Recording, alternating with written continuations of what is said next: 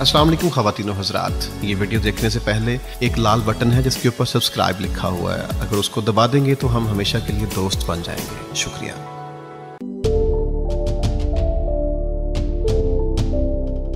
अस्सलाम वालेकुम ख़वातीन व हज़रात, मैं आज आपको एक ज़ुबानी कहानी सुनाता हूँ। उम्मीद करता हूँ कि आप इसको गौर से सुनेंगे और फिर महसूस भी करेंगे। कंडक्टर को किराया देने के लिए जब बाबू साहब ने जेब में हाथ डालने की कोशिश की तो साथ बैठे अजनबी ने उनका हाथ सख्ती से पकड़ते हुए कहा, नहीं बाबू साहब, आपका किराया मैं देता हूं। बाबू साहब ने कहा कि वो अपना किराया खुद देगा, लेकिन अजनबी बहुत मेहरबान हो रहा था और उसका किराया कंडक्टर को दे दिया। अगले स्टॉप पर अजनबी बस से उतरा और बाबू साहब किसी चीज को जेब से निकालने लगा तो सर थाम कर बैठ गया। उस अजनबी ने उसकी जेब का सफाया कर दिया था। दूसरे दिन बाबू साहब ने उस चोर को बाजार में पकड़ा तो वो चोर बाबू के गले लगकर रोने लगा।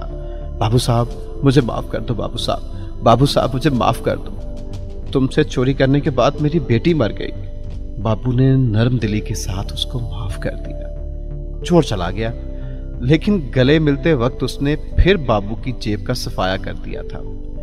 अब चंद दिन बाद बाबू साहब मोटरसाइकिल पर कहीं जा रहे थे कि रास्ते में उनको उस चोर ने रोका। चोर ने रोते हुए बाबू साहब से माफी मांगी।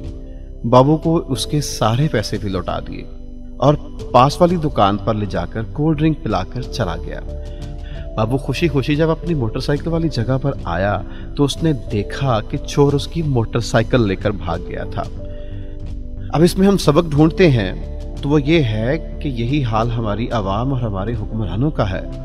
अवाम बार बार इन पर एतमाद करते हैं और हुक्मरान बार बार इन्हें नए नए तरीके से लूटते हैं, लेकिन अवाम हैं कि अकल के अंधे फिर उन्हीं को आजमाते हैं। अमजद इस्लाम राना।